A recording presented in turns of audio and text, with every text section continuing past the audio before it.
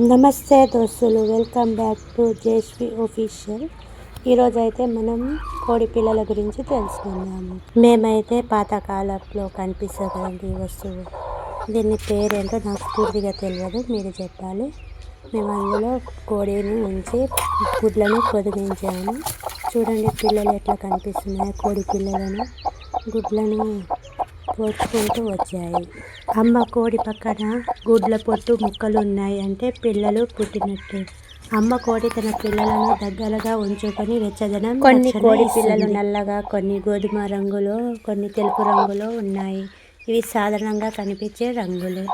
కోడి గురించి చిన్న సమాచారం అండి మీకు.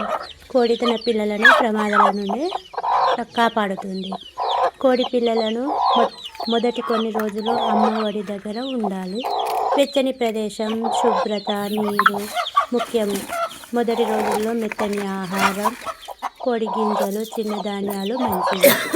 ఇలా నా ఛానల్ని సబ్స్క్రైబ్ చేసుకోండి, కామెంట్ చేయండి, లైక్ చేయండి. Please watch.